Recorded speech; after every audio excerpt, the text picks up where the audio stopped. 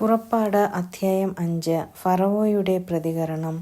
മോശെയും അഹരോനും ഫറവോയുടെ മുന്നിൽ ചെന്ന് പറഞ്ഞു, ഇസ്രായേലിൻ്റെ ദൈവമായ കർത്താവ് കൽപ്പിക്കുന്നു, മരുഭൂമിയിൽ വന്ന് എൻ്റെ ബഹുമാനാർത്ഥം പൂജാമഹോത്സവം ആഘോഷിക്കാൻ എൻ്റെ ജനത്തെ വിട്ടയക്കുക.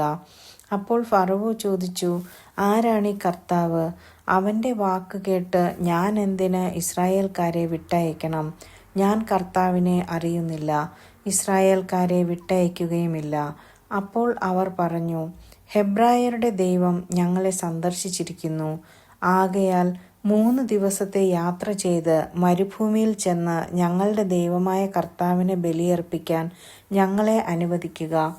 അല്ലാത്ത പക്ഷം അവിടുന്ന് മഹാമാരി കൊണ്ടോ വാൾ കൊണ്ടോ ഞങ്ങളെ ശിക്ഷിക്കും.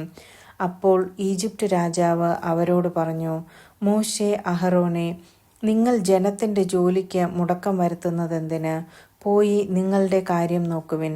അവൻ തുടർന്നു, നാട്ടിൽ നിങ്ങളുടെ ജനം ഏറെയുണ്ട്, അവരുടെ ജോലിക്ക് നിങ്ങൾ മുടക്കം വരുത്തുകയോ? ഫറവോ അന്ന് തന്നെ ജനത്തിൻ്റെ മേൽനോട്ടക്കാരോടും അവരുടെ മേലധികാരികളോടും കൽപ്പിച്ചു, ഇഷ്ടികയുണ്ടാക്കാൻ വേണ്ട വൈക്കോൽ മുൻപെന്ന പോലെ ഇനി ജനത്തിന് എത്തിച്ചു കൊടുക്കേണ്ട. അവർ തന്നെ പോയി ആവശ്യമുള്ള വൈക്കോൽ ശേഖരിക്കട്ടെ. എന്നാൽ ഇതുവരെ ഉണ്ടാക്കിയിരുന്നത്ര ഇഷ്ടികയുണ്ടാക്കാൻ അവരെ നിർബന്ധിക്കുകയും വേണം. അതിൽ കുറവ് വരരുത്. അവർ അലസരാണ്, അതുകൊണ്ടാണ് ഞങ്ങളുടെ ദൈവത്തിന് ബലിയർപ്പിക്കാൻ ഞങ്ങൾ പോകട്ടെ എന്ന് അവർ മുറവിളി കൂട്ടുന്നത്. അവരെ കൊണ്ട് കൂടുതൽ ജോലി ചെയ്യിക്കുക. അങ്ങനെ അവർ അധ്വാനിക്കുകയും വ്യാജവാക്കുകൾ ശ്രദ്ധിക്കാതിരിക്കുകയും ചെയ്യട്ടെ. മേൽനോട്ടക്കാരും മേസ്തിരികളും ചെന്ന് ജനത്തോട് പറഞ്ഞു, ഇനി നിങ്ങൾക്ക് വൈക്കോൽ തരികയില്ല എന്ന് ഫറവോ പറയുന്നു. നിങ്ങൾ തന്നെ പോയി കിട്ടാവുന്നിടത്ത് നിന്നെല്ലാം വൈക്കോൽ ശേഖരിക്കുവിൻ.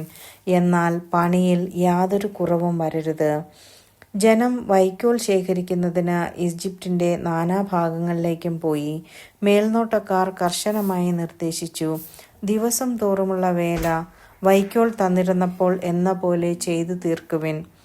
ഫറവോയുടെ ഉദ്യോഗസ്ഥന്മാർ ജോലിയുടെ മേൽനോട്ടത്തിന് നിയമിച്ചിരുന്ന ഇസ്രായേൽക്കാരെ പ്രഹരിച്ചുകൊണ്ട് ചോദിച്ചു, നിങ്ങൾ ഇതുവരെ ഉണ്ടാക്കിക്കൊണ്ടിരുന്നത്ര ഇഷ്ടികകൾ ഇന്നലെയും ഇന്നും ഉണ്ടാക്കാഞ്ഞതെന്ത്? ഇസ്രായേൽക്കാരായ മേൽനോട്ടക്കാർ ഫറവോയെ സമീപിച്ച് ഇങ്ങനെ പരാതിപ്പെട്ടു, അങ്ങയുടെ ദാസന്മാരോട് എന്താണ് ഇപ്രകാരം പെരുമാറുന്നത്? അങ്ങയുടെ ദാസന്മാർക്ക് അവർ വൈക്കോൽ തരുന്നില്ല, എങ്കിലും ഇഷ്ടികയുണ്ടാക്കുവിൻ എന്ന് അവർ കൽപ്പിക്കുന്നു.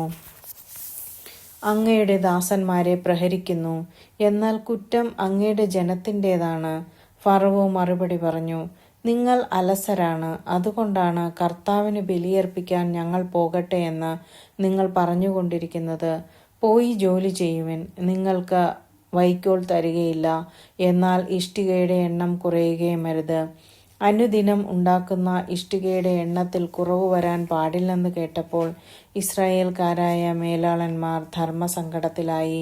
ഫറവോയുടെ അടുക്കൽ നിന്ന് മടങ്ങിയെത്തുമ്പോൾ മോശെയും അഹരോനും തങ്ങളെ കാത്തു നിൽക്കുന്നത് അവർ കണ്ടു. അവർ മോശയോടും അഹരോനോടും പറഞ്ഞു, കർത്താവ് നിങ്ങളുടെ പ്രവൃത്തി കണ്ട് നിങ്ങളെ വിധിക്കട്ടെ. ഫറവോയുടെയും അവൻ്റെ സേവകരുടെയും മുൻപിൽ നിങ്ങൾ ഞങ്ങളെ അവജ്ഞാപാത്രങ്ങളാക്കി. ഞങ്ങളെ വധിക്കാൻ നിങ്ങൾ അവരുടെ കയ്യിൽ വാൾ കൊടുത്തിരിക്കുന്നു. അപ്പോൾ മോശ കർത്താവിനോട് പറഞ്ഞു, കർത്താവേ, അങ്ങ് എന്തിനാണ് ഈ ജനത്തോട് ഇത്ര ക്രൂരമായി പെരുമാറുന്നത്? എന്തിനാണ് അങ്ങ് എന്നെ ഇങ്ങോട്ട് അയച്ചത്?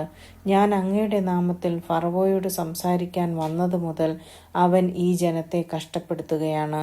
അങ്ങ് അങ്ങയുടെ ജനത്തെ മോചിപ്പിക്കുന്നുമില്ല. ആമേൻ.